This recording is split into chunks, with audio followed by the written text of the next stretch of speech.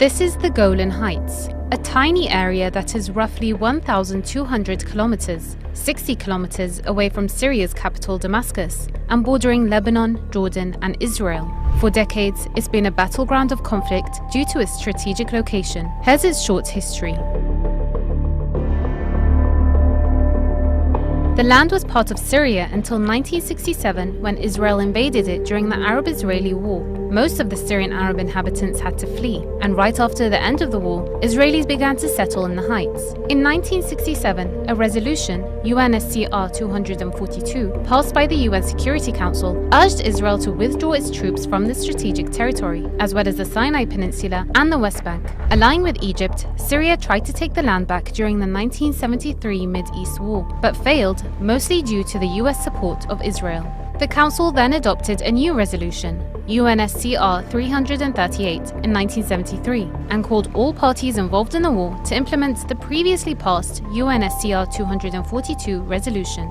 Egypt and Israel both signed a truce in 1974, and a UN observer force was deployed. Then in 1981, Israel unilaterally annexed the Golan Heights, a move that was never recognized internationally, thus turning the land into an Israel-occupied area.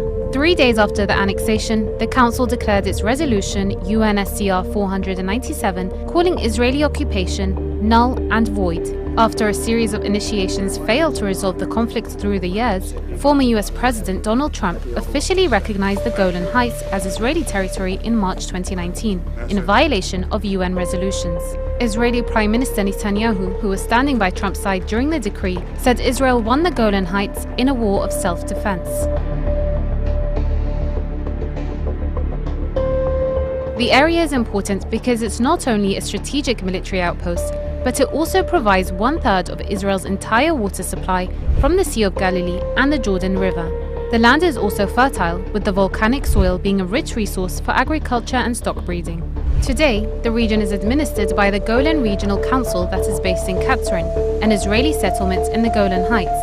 Currently, there are approximately 50,000 people living in the area. Around 25,000 of them are Syrians, who are mostly members of the Druze Arabs. The rest of the population is primarily made up of Israeli settlers who occupy more than 30 Israeli settlements in the Golan Heights.